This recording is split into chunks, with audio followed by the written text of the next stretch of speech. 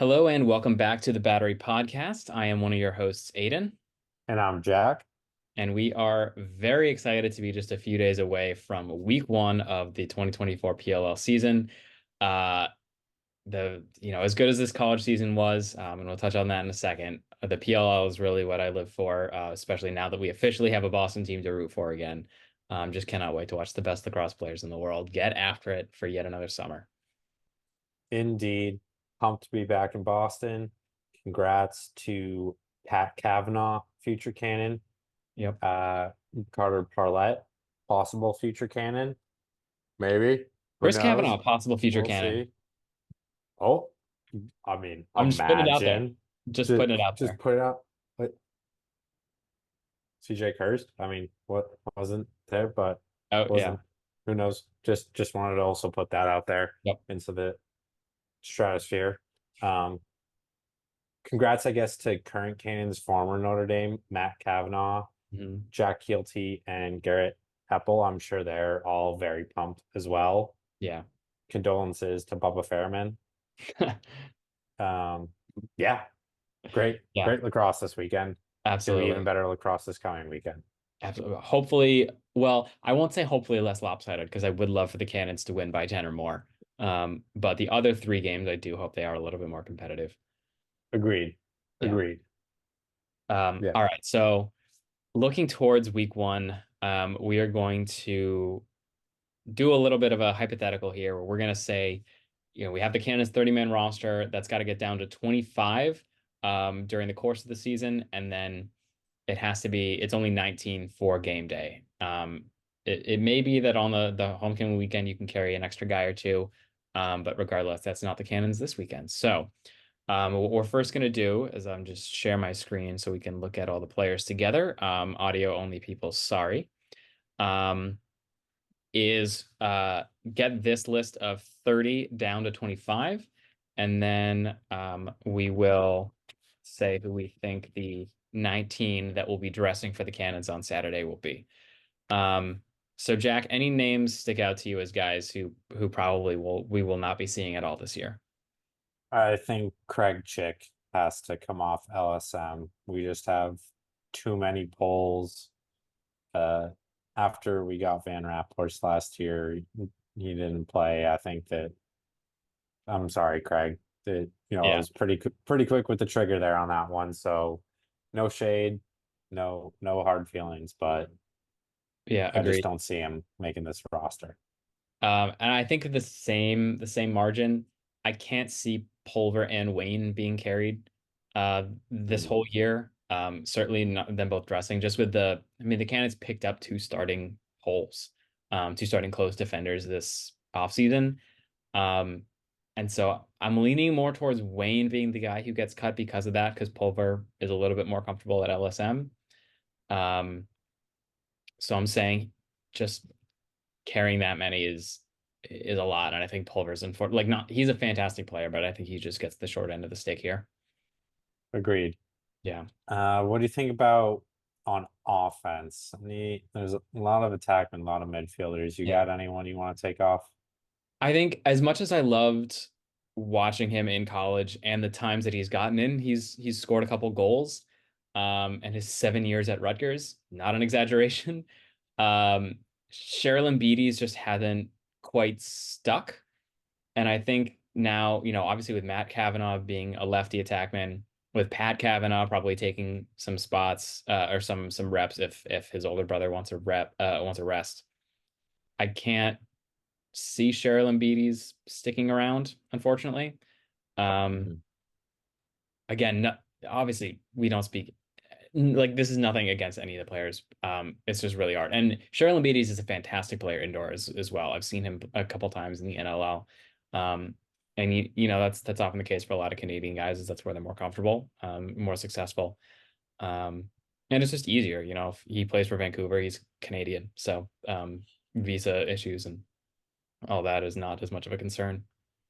Yeah, I think ah, so many midfielders, and but even the thing that catches my eye more is 5D mids.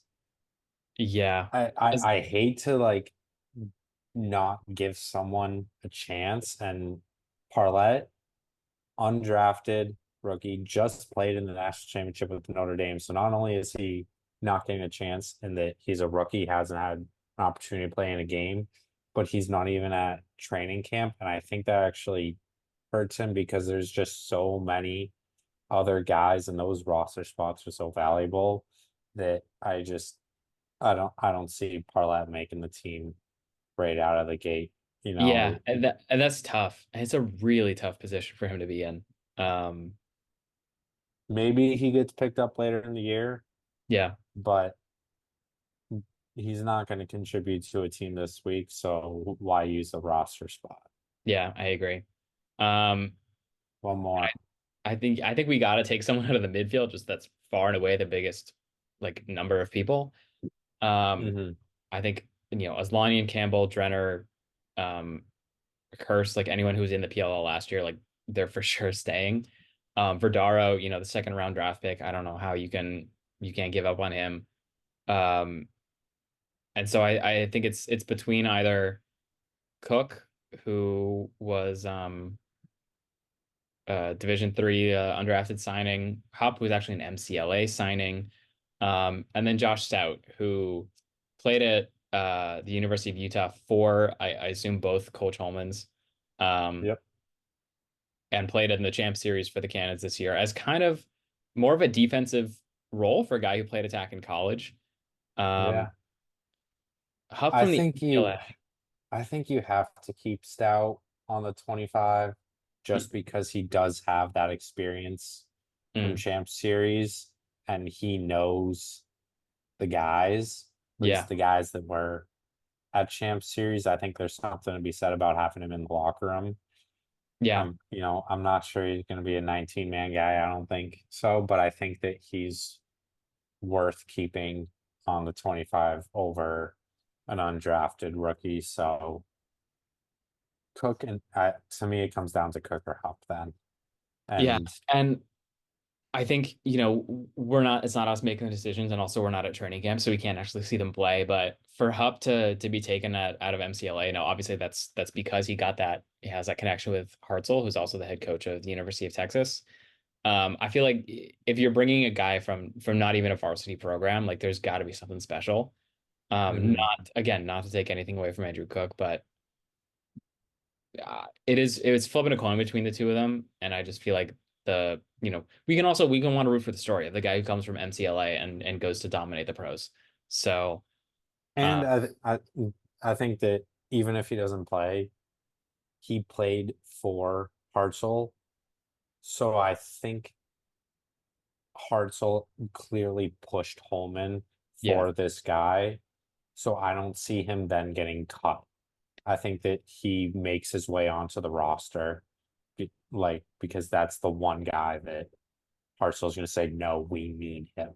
yeah, I think I agree. So um, Sorry, Cook. yeah, he will be finding his way to the player pool according to us. Um, Yes. so now um, for the 19, I think, well, of course, we can take face off and goalie as they are, um, because the Cannons would be insane not to dress all three of them. Um, Raw, obviously, I think they'll probably just be um, scratching one of the poles, and I think Pulver's the obvious choice there. Um, just given not that he's again, not to take anything away from him, but that you brought in Eppel and Young to start. He'll be your captain. Hmm. Rawl was contender for Rookie of the Year and LSM of the Year last year. And Van Rapport scored a 2-pointer like 4 games in a row. Uh, so I think that unfortunately leaves Pulver as the odd man out. Agreed. Um, so that puts us at 8. Yes. So we've got Yes. 11 more spots to fill. Um, I so think I want to just get the attack out of the way. sure. That's three guys that are never going to leave the field. And Mhm. we obviously know who it is. And as you're typing it, Holman, Metcalf, and Melting. Yeah, clearly are going to be the three starting attackmen. absolutely. The all right, That let's puts us at 11. yep.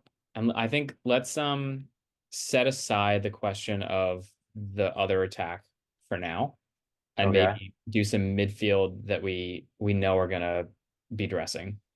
I Yep. think we can start with everyone who was playing last year, which is Islanian, Campbell, and Renner. Agreed. Chris Islanian specifically, and Matt Campbell. Campbell. Yeah, which puts us at 14. So we got five more spots. Oof. Obviously, I'd say at least two or three short stick D mids, and then we're taking either someone from the midfield or from the attack. Man, this is hard. Oh my gosh. Yeah, Two. So you said, how many we got we have 14, so we have five more spots. at short stick? Okay. Zach Goodrich for Yeah, sure at short stick. and I think Fairman is also like I a think must because Fairman's, he can push in transition. He can yeah, fade off if there's issues with Tucci. Um, Play on the wing if not, and play some offense that you get a little bit of both with him. that's 16. Yep. And then I think you need a third. Do you think we need a third D mid? Yeah. Is that Pat Aslanian or Jeff Trainer though is tough. Um, Honestly, the whole like one Aslanian dressing, one not kind of doesn't sit well with me in terms of the Mm. locker room. But as a UMass Yeah. alum, Massachusetts native, it also doesn't sit well with me to not dress Jeff Trainer. Yeah. So I I think think I want to go Trainer. I do too. Because again, he has some good offensive potential. I think he played offensive mid in college. He did play Omen in college. Yeah. He was Uh, real good. so that gives us 17. So two, I say, So does I that, think Connor Kirst has to play, right? yeah, I totally agree. Can't just do initials because the whole family gave That's them the same the initial. C's. Yeah. Yeah. Um, So so is that and then I mean I think the natural is the Canada second round pick is Alex Verdaro, the last guy in, or is Pat Kavanaugh? okay. I just want to. So if you have 19 guys, you're gonna have six not playing, and we already said Pulver's not gonna play. Yep, We basically just said that Pat Aslanian's not gonna play. yep, I'm fine not having Pup or Stout or Robinson. yep. That's five. So I'm backing into it the same decision that you are between Verdaro and Pat Kavanaugh. And I want to say Verdaro for two reasons. One, Pat Kavanaugh needs some rest Yes. after playing the national championship. He had a grind, played 2 games in 3 days, just played on Monday. Like, even if it was just normal playing Monday and then playing Saturday would be so tough. He, to play Saturday, Monday, Saturday, and the fact that it was the national championship and just all that Yeah. stuff, I don't think he's going to be ready to go week one. And as we talked with Coach Holman, Verdaro is a stud. I know Holman absolutely loves him. So I think you got to give the nod to Verdaro for the first week.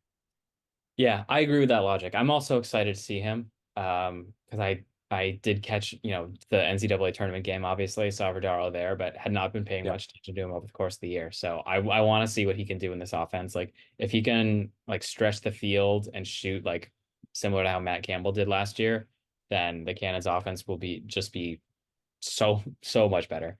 Um, I know he was obviously playing a lot off of Graham Bundy in college, and for them to both have like he has so many more options now, and he's not where he was either one or two behind Bundy. He's going to be six in the Cannons offense now, um, and that everyone's going to That's be worried crazy. about like Nolting bullying through them or the lightning pass. Like you can't like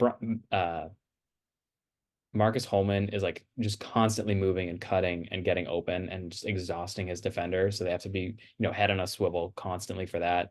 Kavanaugh is like Matt Kavanaugh, that is like refuses to age or slow down. Like we Yeah. see that motor that they have. And then, Drenner also refuse like he just succeeds wherever he is. Like he started as an ex-attackman for the Florida launch. And he's now like midfielder for the Cannons, shooting twos and like perfect fit. Aslanian has insane range. Campbell has insane range. Connor Kirst is like again is a do-it-all midfielder. Um, Mhm. and Verdaro's not going to have to do as much to succeed, I don't think, which is fantastic because we all know he has like incredible tools. Yeah. Yeah. All right. So let's just go through the whole list here. One to make sure we got to 19, and two just for the audio listeners. So at attack for the Cannons, we have Marcus Holman, of course, Matt Kavanaugh, and Asher Nolting. Offensive midfield, we've got Chris Islanian, Matt Campbell, Ryan Drenner, Connor Kirst, Alex Verdaro. Short stick D mid, we have Bubba Fairman, Zach Goodrich, and Jeff Trainer. Defense, we have uh, Garrett Epple, Jack Keelty, Cade Van Rapport, Bryce Young. LSM, we have Ethan Rawl. Face off, we have Tucci. And then in goal, we have Gittleman and Colin Kirst. That's Uh, 19. yeah, all right, we did it. So, um, we'll obviously save this. This is coming out on Thursday. We'll see when the rosters get released, how well we did. I think we deserve some bragging rights if we get it exactly right, but I don't expect that we will. We'll Honestly, see. Pat Cavanaugh's gonna play. Like he's like unless he has some undisclosed injury, he's gonna play, and he should. But I also want him to be safe because he was held together by duct tape last year. Like It's almost true. no exaggeration. Yeah. I mean, I we already ran through it.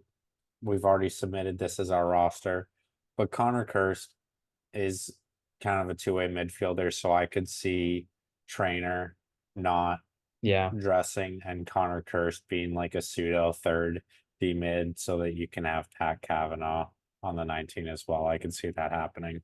Yeah, I could too. Except that Holman said that he wanted to use Kirst as more of an offensive guy, which doesn't mean that he will wind up doing that this week. Right. He also said like Kirst takes faceoffs in the NLL and he'll have him probably take some faceoffs this year. So um Right. again, this is it's a tough task. I'm glad we don't have to do it for real. Yeah. Don't And envy you, coach. nope. Thank you very much for the many hard tasks you do. Yeah. But hope you guys have been checking in with the training camp progress that we've seen. I'm sure RJ will have a vlog coming out shortly with the players coming in, and I know the Cannons had their first scrimmage today. Yeah. Um, Against the those, Whips. yep, those always get fun. Tensions rise. Guys are, you know, not used to getting hit and maybe take it a little personally. Yep. But it'll be good. And Cannons Whips week 2, so hopefully some of that bad blood carries over. And Yeah. all right. So thank you all for listening to that. And now to get ready for week 1, we have the president of the Stampede, the New York Atlas supporter group, Scott Lobdell. He sat down and chatted with us for about half an hour with what scares him about the Cannons, what he's excited about, the new direction for the Atlas, how good is Liam Ensman really, um, and what surprise guests they have coming to one of their events later this week. So tune Let's in kick it to our over. conversation. Yeah. And please, if you're in the Albany area, go to the games this weekend. They're going to be so good, and they probably won't get delayed 2 hours by weather. Uh, so with that, I think we will turn it over to our conversation with Scott. And a big thank you to Scott Lobdell, the president of the Stampede, the New York Atlas supporter group, for coming on and talking with us today about the highly anticipated week one matchup of the Boston Cannons versus the New York Atlas. Scott, thanks for joining us. Thanks for having me. It's great to be here. So I think before we get to week one, first I wanted to ask how you felt about the draft, obviously with those two top five picks, and a good number of selections after that. What are your thoughts on that? Well, I might be a little biased, but I think Atlas crushed it compared to everybody else. Tra trading away one of our top players to get that number 5 pick, I think that was a brilliant move.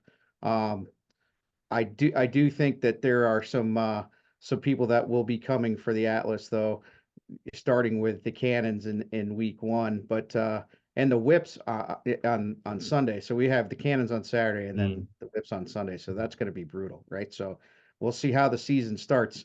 The Atlas always start flat though, because their record's 2-3 for um, opening day contests. So we'll see where that leads. But You I gave up think that. Yeah, you gave think up we're that good. incredible goal by Ryder Garnsey last year, right? Yeah, yeah, The yeah. PLO must have been so Oh, happy Let's when that not let's not happened. talk about that. Okay, Ryder all had right. a Yeah, it was a we'll get back in fantastic the draft. shot, but we won't talk about it. Um, so about that trade, what were your thoughts when it happened? That Chris Gray had gone to the Redwoods, and then have your thoughts changed after seeing who you got with that pick? I think I assumed it was going to be Entman, but how do you feel about the Gray trade? At first I didn't know enough to be dangerous about the Chris Gray trade. And then I did some research watching the Kark's college pick draft board, his draft board that he does. mhm. And one of the things that interested me was why would they trade away Gray for and I mean it was a number 5 spot, but we didn't know that Entenmann at that time was going to be as high of a draft prospect as he ended up being, right? Because it was still very early in the college lacrosse season. In hindsight, that just shows the brilliance of Coach Pressler. Like he already had it set in his mind what he needed to get done. With Kincannon retiring, I think that left a big hole in the goalie position. And I mean, as you can see, he shored up that spot pretty quick, picking up Yeah. Troutner. And then after that, um, leaving that opportunity there because Jake Porter's no slouch. Let's not, forget about Jake. I mean, there's 3 hot goalies on that team, and Mhm. it's a matter of who's going to play first and who's going to play second, I think, more so than anything. And then the other ultimate question is, do you have that third goalie, or do you get rid of them, or do you put them back in the player pool? If you do, I think you run the risk of having a really hot goalie coming after you Mm, to prove that you cut the wrong guy, right? So Pressler's got So that's a good problem to have, right? it absolutely. is a good problem to have, but with only 19 guys dressing, 25 on the roster, are you really gonna carry 3 goalies? Even if one of them doesn't dress, I don't that seems like a waste of a roster spot to me. I don't know if it's a waste of a roster spot. If you think about a goalie going cold too, like um, Mm, Mhm. I'm not trying to speak ill of any of the players in the PLL because let's face it, they're all stars and Mhm. those teams are all super loaded. So just because a guy doesn't make a roster spot for starting weekend doesn't mean that they're horrible, right? And that they're completely Mhm. gone or that they're not trade worthy, right? So True. um, yeah, I don't know. I think it's worth the wait, to be quite honest with you, because the first weekend is not necessarily the be all end all for the Atlas in the season, right? So if we come out 0-2, for example, I wouldn't say that we're done, you know? oh, absolutely not, because it's No. yeah, it's, what, 6 teams making the playoffs, so Yeah. you Yeah. definitely got a chance Yeah. as What long as did what did you guys think about? I'll turn it around. What did you oh guys think yeah. about your draft? I mean, you guys because you were so high. I mean, in terms of standings, I think you guys did okay as well. I Yeah, was thrilled with our draft. I mean, the fact that Kavanaugh fell to 6, I think is honestly insane that for years we were hearing about O'Neill, Schellenberger, Kavanaugh. Those are the top three. And the first two fell exactly how we would have expected. And then all of a sudden the whips taking Ajax. And then you think, oh, like, okay. There's a little bit of deviation. Maybe we got a chance. I was really hoping for it all along, but I don't know how much I was just wishing versus how much it was this could actually happen. And then that first domino falls, then Carolina takes Snowblock, and it's like, oh, wait, like this really could happen here, because after taking Schellenberger at 2, I'm like, there's no way Alice is gonna take Kavanaugh. Although having Kavanaugh and Schellenberger on the same team would be kind of nuts. But then with you guys obviously making the move for Entman, we could have ended the draft there, and I would have Yeah. called it a success. I mean, we got Pat Kavanaugh at number 6, but then honestly, I was talking to Brian immediately after the draft, and when I was down there, and he was started telling me about Alex Frodaro, who I hadn't even heard of going into the draft. And he's like, this kid is an absolute stud. Like, he's gonna be so good. You're gonna love him.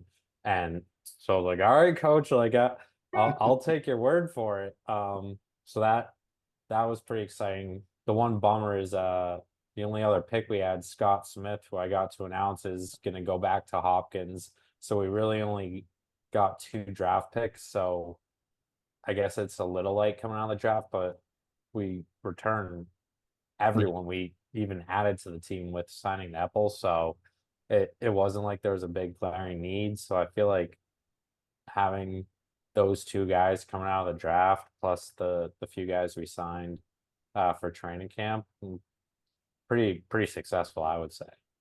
Yeah, no, was there, so with the player going back to Hopkins, does that mean that they have another spot that I guess they have a free roster spot that they can sign, right? Well, that so yes, but that was used up by one of their 4 undrafted signings. Yeah, So they do have 30 guys at training camp. Scott Smith is on the holdout yeah. list. So they do still have his rights. So like I don't know exactly how long I think rights it's last just a in the year. PLL. Just here, yeah, because like Cole Kastner is obviously gonna still go to the Redwoods next year soon when he comes to the PLL. So it's not like Scott Smith gets to re-enter the draft next year, when he comes Right. out of Hopkins. Yeah. That's just one more pull that we already know that we'll get next year. Yeah. That's great. Which So I really can't believe how much of a strength the long pole position is for the Cannons. The one weakness is maybe like Rawl is the only kind of true LSM, but the depth they have there, like they'll run Van Raphorst up there, or they'll run Pulver or Wayne. Like maybe I can transition into that. I mean, I feel like that defense is such a strength for the Cannons. But Scott, what about the Cannons this upcoming game scares you the most? Oh, geez. Let me see. I took some notes on that question because I knew you were going to ask me it. I will say I think the thing that scares me the most are the Kavanaughs. Period. I mean, we saw what they did. That the other two, Yeah. Pat and his other brother did in the Notre Dame final, in NCAA Division One. It's going to be interesting to see what he does with his older brother, having already started to play in the PLL, and that transition.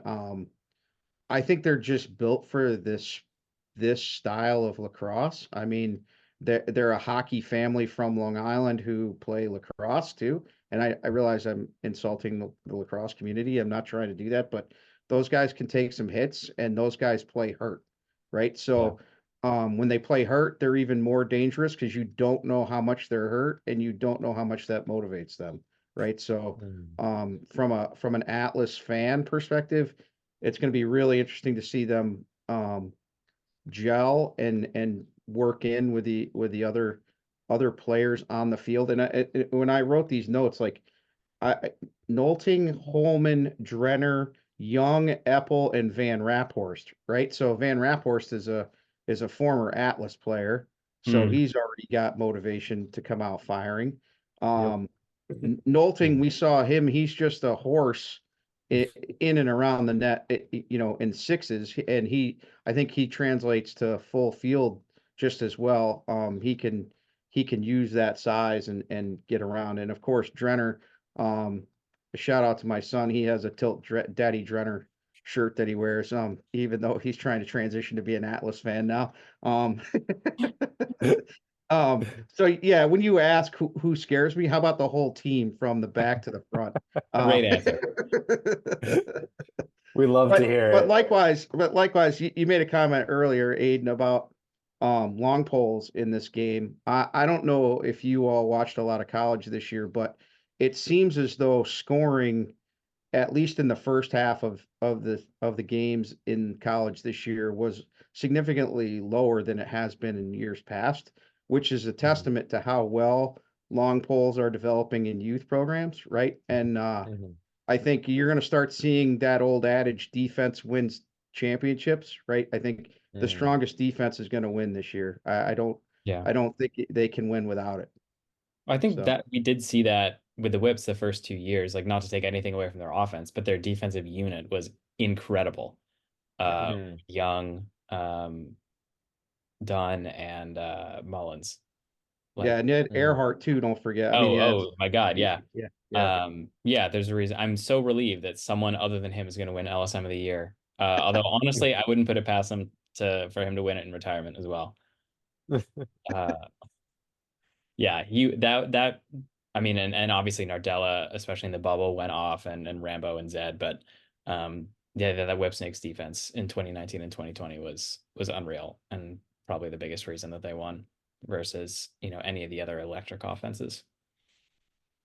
So with Uh, that being said, what do you guys feel about your face-off position? Because that if from where I sit, like we have a leg up starting this weekend only because we know what Trevor's capable of. We don't necessarily know what and how you guys are going to manage that face-off position. Right now, it looks like you have one person in the roster that's gonna fill that role, but obviously more than one guy may be called upon to make something happen there. Yeah, I think Mhm. that when we talked to Coach Holman a couple weeks ago, the most likely thing is a similar strategy to what they did last year of trying to muck it up and either let the other team pick it up, knock the ball away, and then give themselves the full 52. Or obviously like see if Zach 2G can initiate, like if he can win enough of the faceoffs to try to get that 32-second offense going. However, given that he's going against Baptiste, I would say the spread on faceoffs wins should probably be like Cannons plus 20 and a half thereabouts. If Tucci wins double-digit faceoffs, I'll be surprised and impressed. Um, but obviously they didn't need to win a lot of faceoffs last year, and so I haven't seen Tucci play a lot because I know he only played a couple games last year. But if he can stay on the field as an athlete and scrap, defend Baptiste, whether that's on ball or off, not be a liability if he has to stay on for, 20 seconds of the Atlas possession. Um, and then if he wins a faceoff and he can get transition going the other way, like if he finishes the game with an assist or a goal, like I'll be ecstatic. I do think if the Cannons lose this game, it will likely be because of the faceoff dot or, catastrophic injury. Well, I think the Yeah. Atlas has proven that you can win faceoffs. I think Trevor's overall average is 66%, or it was last year's average, one of the two. And they didn't perform well, Yeah. season statistics wise, right? So Mhm. counter to your argument, I think you can have a really good performing faceoff person in the position and not get any production behind them or in front of them, right? So um Yeah, that's true. you just And Notre have more. Dame. Mhm. Yeah, yeah. I mean, just it. So did Tucci play in the championship series? And I just don't No. remember playing. No, Okay, he did all not. right, okay, I don't believe he was signed until after. No, they had I mean there's only one face off a quarter. They had Rawl take those. okay. Right. Mhm.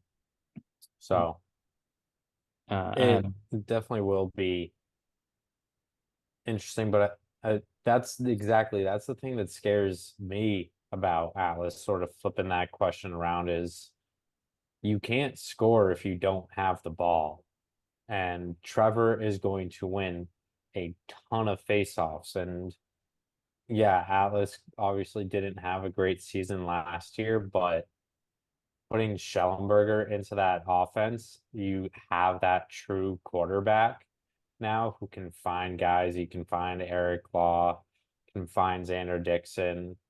Um, so I feel like your offense probably is going to be putting up a lot more points this year than they did last year. And if Atlas can play make it take it, it's going to be tough for the Cannons to overcome that. Yeah, I think one of the things that I said, because I've been an Atlas fan since the league started, right? One of the things I noticed has been a consistent weakness, and maybe it's cultural, I don't know, is I guess it's called the trail check in lacrosse, but I call it the back check from hockey, Mm-hmm. right? So even if you're on offense, you still have to pursue the ball if it turns around and goes up the field. If you watch some of those older Atlas games, the guys would be running off the field and not trying to make a play on the ball, even from Mm-hmm. behind, right? Mm-hmm. Pursuit is probably a fleeting thought in this level of lacrosse. However, it still has to happen, right? Like you still have to Oh, make for that sure. guy make a decision with the ball faster than they want to Yeah. when they transition, right? And that Yeah. to carry that thought even further, Atlas's transition game traditionally has been horrible, right? And I don't know that it starts at the goaltender. I don't know if it starts with the first pass to the D, but there have been a lot of times where I've just been, where was that pass going to from a transition perspective, right? And Mm. I think you will see that change, Jack, to your point. Like, Cormier's coming in. You got like True. Entenmann. I think Entenmann is extra D, right? Like he can come out of the net Mm-hmm. and actually get guys to pursue him, and then pull some other defender away from coverage or off the press. I don't know. We'll see how it goes, but there are a lot of opportunities for the Atlas to show that their talent and their experience should translate into something, right? Right. And talking about talent and experience, though, I guess you kind of have that question of who the goalie will be this weekend with the experienced Troutner. Not that he's not talented, but just the sheer talent in Entman coming straight off a national championship. What do you think they're going to do this weekend and even going on throughout the season in Cage? Well, I'm going to throw a shout out to our Instagram page, right? I don't know if you saw our poll this week, but that was one of the questions, like who do you play in game one and who do you start in game two? Yep. I think the overall feeling is that Entenmann's going to get at least one of the two games, and I think the second game of the weekend is probably the way it needs to go. Only so that he can get that rest that he needs from coming off that championship win. I can't Yep. imagine what it was like going to camp today for him Oh yeah. after yesterday, right? So, even if he showed up today, I don't know if he was there or not. I mean, usually you get some downtime to recover from your college season, and I would imagine that if he's as hot still as he was over the weekend, they're probably going to want to see him in the net as quickly as possible, depending upon how Jake and Troutner do. So back to answering the question, I think game one, you're going to see the battle of Porter and Troutner. Whoever's Mm-hmm. hotter in camp will probably start that game, right? And then Yeah. Mm-hmm. Entenmann will probably get game two. Um, but I wouldn't be surprised if Pressler pushes his luck and just puts Entenmann in from game one forward, right? Like, how do Yeah. you build confidence with your team? I guess it's who's hot and who has the chemistry that and wants to play with those guys at that level, I guess, right? We know And I mean, Troutner can Yeah. do it. if if Entenmann came in today or if he gets there tomorrow and is like far and away the best, like the easiest way to lose the locker room is to not play the guy that the your teammates think is the best. So if Entenmann, and obviously I think especially with the homecoming weekend, you can switch off.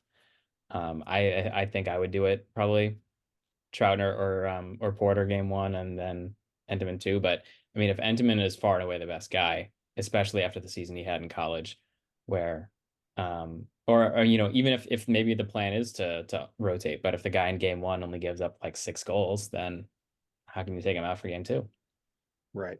Right. Yeah. No, that's definitely a another great problem to have, right? Yeah. For sure. Yeah. Talking about, And then lastly, I guess so there was some intangibles that like I want to talk about Atlas wise, like team chemistry. I think if you look at the history of the Atlas and who has been on it, including Paul Rabel, right? Like Yep. Paul Rabel, Tucker Durkin, Scotty Rogers was going to be, it looked like he was going to be the goaltender that first year and fell ill. But um, I didn't ever see a willingness of the individuals on that team to give up or sacrifice for the ultimate goal of winning the whole thing year over year. And it kind of locked, to use your term, Jack, the locker room got lost somewhere in each of the last 5 seasons. So I think one of the things that's known, and I don't know that it's talked about all that often, but I think championship teams understand it, is that you got to be willing to sacrifice your scoring a goal for that guy that's sitting on the backside wide open, or that outlet pass that you can give rather than sprinting it up the field. Those kinds of things. I hope to see more of that out of the Atlas this year, because I mean they truly do have a special talented group of people with a healthy dose of experience on the team. I mean, back to Eric Law. I mean, I think he's one of the captains because of his experience and his consistency. So if somehow that culture can be changed, or the chemistry can be molded to such that every man is playing for each other rather than themselves, you're going to see the Atlas go pretty far. Yeah. Yeah, I hope so. I think a lot of us in year one of the PLL thought that Rabel kind of stacked the Atlas with his friends. And then it really didn't work out that first year. And I think they've been kind of reeling since. Even like Pinnell coming in did not work out. He was, I think, just there for a year. Yeah, they've been a team that kind of struggling for an identity. And they've had 3 head coaches, right? I think, have they had the most Yeah. head coaches of Yeah. any team in the league? Yep. Yeah, yeah, which is wild. Yeah, No, so for everybody else that's worried about their team, you know, not having Schellenberger or not having O'Neill, I mean, think about the all-stars that play in this league and how many of them have cycled through the Atlas before ultimately landing somewhere else, and how well they do as a result, right? And I'm not saying negative things about the Atlas, but one of the things I sense is that team chemistry just can't be found at the moment, and I'm Mhm. hoping that Coach Pressler turns it around this year, because he seems like he's sort of righted the ship. And yeah, it didn't show at the end of last year, but you could see fits and spurts of ability and talent, as well as teamwork starting to form. Right, just they didn't have all the right pieces and all the right seats. Or all the right players and all the right chairs. I don't know how you say it. Right, like that's a Yeah, we pick it up what you're putting down. yeah. Um, yeah, man, I'm just so excited for the season. Like, as fun as it was to watch college lacrosse this year, like the PLL is definitely where my passion is the most. Just given that I have agreed. a team to root for. And the players are just so good. Like, we're gonna see, whether it's Teat or Schellenberger or Kavanaugh or Garnsey again. Sorry. Like, we're gonna see some play Saturday or Sunday that's just gonna make us all our jaws drop, and I cannot wait. And we're gonna see one every week until September, whenever the championship game is. Yeah, and town is buzzing here, right? Because training camp is here. So Oh my, uh, yeah, training camp is like already hot and heavy, and like the kids are trying to get in to watch practice, and you yeah, know, my uncle lives right around the corner from there, and he walks his dogs through campus every day and sends me pictures of what's going on the field, or even the trucks. When the trucks arrived a week ago, he sent me mm, pictures of those. Like, so we have a lot of hype going right now, and right, it's exciting, right? So. yeah. That's awesome. Yeah. I wonder You if maybe know, we can ask then about the the events, or what the Stampede is doing, either leading up to that or the day of for the Atlas doubleheader. It tipped my hand a little bit, probably because it'll come out before that this podcast does. But Trevor Baptiste is going to come to happy hour with us. So Oh boy. Oh, it'll be fun wow. on Thursday night. Yeah, Well, this don't is put coming out that out Thursday for morning, public so consumption yet. You might want to edit that.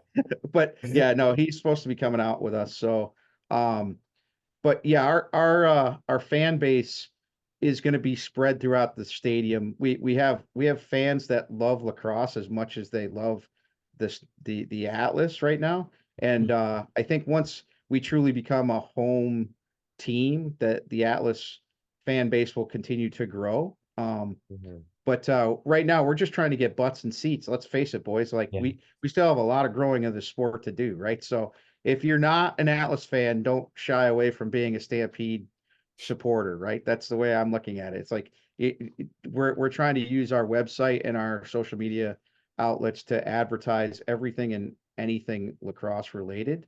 So like we have a lot of PLL assists and PLL academies in town. So we've been putting that up on our website and trying to point people to camps that are being run by PLL pros and recommend which way to go from a hey, do this, don't do that perspective. From an experiential perspective as well, because there's coaches on the Stampede, there's just fans on the team, there's younger parents of children just starting Yeah. on the in the group. So we have a diverse cross section of folks, but we definitely need more people to join. Yeah, I beg of you, if you're listening to this podcast and you are within whatever drive you can tolerate from Albany, please go this weekend. It is the best lacrosse in the world. I've gone to at least one weekend every year they've been in Boston, and it is an amazing experience to, especially now that you have a home team to cheer for. Or whether you're a transplant from Boston, from Maryland, from uh Philly, from wherever, like please go up, support the Stampede, support the PLL, support whatever other team you want to be a fan of. You will not be disappointed. Yeah, and I definitely want to say for anybody that sees me on Saturday or Sunday, please come up and say hi, right? Like that Yes. interacting is key. And Definitely. nobody bites in this sport from what I've seen. So No, it's not soccer. Well, not since Randy Stats. Oh, jeez. I'm talking about fans. Fair enough. Yeah, no, I mean, you guys are doing a fantastic job too. Keep doing what you're doing. I mean, this Thank you. podcast puts it out there, even if, yeah, we are New York and you are Boston. It's always fun to watch who you have on. I mean, the fact that you had Coach Holman on, I'm jealous, right? Yeah. You guys had a Oh, really yeah. good. And then We're, Jack, you going to announce your player? Good job, buddy. yeah. Thank you.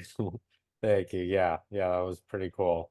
Pretty cool experience. Yeah. But that's what it's all about. We're just trying to grow this game we love. This league is an awesome league, and it's deserves more. So just doing whatever we can. Yeah. All right, All one more shout out because we're trying to get all these people involved and doing 100 different things. Are you guys in the fantasy pool in the app yet or no? right. We have I not created am. a battery fan group yet, but we both are in there. Okay. Yeah. How many Yeah, of your supporter group are in there? Ooh, yeah, no, we we haven't created a battery group yet, but let's do that we tonight. will do that. We will do that this week Yeah, though. by the time you are listening to this podcast, there is a battery supporter So, group that will be linked on our Instagram. yes. Excellent. All Excellent. right. Yeah, thank you for that reminder, Scott. Yeah, you're welcome. Yeah, cannot wait to see obviously which teams win and then which fantasy teams win, is I assume Absolutely. you got Baptiste on yours. Is he gonna be, I mean, he's gonna I definitely. think he's going to be on it all year. No matter how many points he costs me, I'm going to have him on all year. Well, listen, if ground balls are part of the stat, he's gonna have quite a few of those this weekend because Oh yeah. Yeah, yeah. Well, again, you can never tell if the cannons come in and truly screw up that face off. yeah, very true. There could be a few ground balls given away, let's say. Yeah, you only got to stall for what, 2-3 seconds before Ethan Rawl can get there. Yeah. Yeah. Exactly. Yeah. All right. Scott, thank you so Awesome. much for coming on. Where, for all of our listeners, all our Boston fans, where can they go in the comments to talk trash to you? they should go to our Instagram page, which is at ny.stampede. All right. Or they can talk smack down below on this podcast in YouTube, and I'm sure I'll read it. All right. Perfect. Fantastic. Yeah, any Atlas fans, please follow the Stampede on all their platforms. And thank you again to Scott. We'll check in with you again. I don't remember when the Cannons and Atlas play next, but we will be in touch to set that up. Absolutely. I And look forward to we'll see how the season's shaken out by then. We'll definitely be having a different conversation. Hopefully neither of us is too sad by then. it. Hopefully not. Thanks for having me, guys. Oh, thank you. Thanks for being here. And thank you to Scott for coming on. That was a great conversation. Great catching up with him. Love talking Cannons, Atlas, Boston, New York, all around. So excited for this weekend and just hearing his perspective on, what scared him about the Cannons and hearing more about, someone who, as he himself said, day one Atlas supporter. So it was really cool to just see someone who's been with the team for several years talk about kind of the trends that they've had over the years. Yeah, the things that a fan notices about their own fan base, and obviously by the other token, the blind spots they have, is always really interesting to notice. Not that I'm saying Scott had any blind spots, but I'm friends with some very passionate fans who maybe don't recognize the flaws that their players have. But just to hear that perspective from an Atlas fan, or from a fan of another PLL team, especially when he talked about the culture of the Atlas and that losing the locker room at some point every year just made me appreciate Coach Holman all that much more. He did such an incredible job of turning the Cannons around culture wise, and obviously bringing the winning along with it. Like when he said that the guys, they're not willing to make that sacrifice for the guy next to them. Like, I know every guy in that Cannons locker room in that huddle is going to do whatever it takes to win, which we saw Champ Series and we saw last year, and we're going to see again every week, every time they take the field. Absolutely. Yeah. All right. So if you are in the Albany area again, please go in person to watch the Cannons play the Atlas and all 4 games that weekend. They're all going to be incredible. If you are in the Boston area, please come to West End Johnny's at 2:30 p.m. for a watch party to get ready for the Cannons and Atlas. Meet all the other Battery supporter members. Meet us. We'll also be having a giveaway with some Cannons swag. So if you don't have any merch, it's a great time to get some. If you already have some, it's a great way to get some more. We hope to really pack the place out. Gonna have a special drink courtesy of the Johnny. It's called the Cannon. Cannot wait to try one of those. Not gonna give too many details. Oh. Not gonna tell you what's in it yet. You'll just have to come and try it for yourself. But yeah, it's gonna be good. And you can probably find a reel of us trying that on our Instagram if you're listening to this after probably June 2nd or 3rd. Yeah, that'll be such a fun time to get together with all the passionate Boston lacrosse fans. I cannot wait. I'm so excited for this year, especially because I know the Cannons are maybe tied as favorites for the title, but in my mind they are favorites with how winning a championship in February, how close they were last year. They just really got Zach careered. Oh, yeah, they did. Yeah, They did. but we got them the most recent time, and I'm confident we're gonna get them again. But man, those 2 games against Philly are gonna be so fun. But we're not playing them this week. We're playing the Atlas. All about New York. Yep. Cannot wait to see Connor Schellenberger. To see Liam. I could wait to see Liam Entenmann. I'm really hoping he not do as well as he did in college. I'm fine with that. Yeah. Peyton Cormier, is he gonna dress? I don't know. All-time leading goal scorer. Yeah, it's gonna be just an incredible season. So much talent on both ends of the field, and every team. And we hope to see you at West End Johnny's this week. All the other weeks, we hope to see you in Harvard Stadium on July 5th. And 6th. And 6th. Very important you come to both. All right. Thank you all for listening, and go Cannons. Boom. Boom.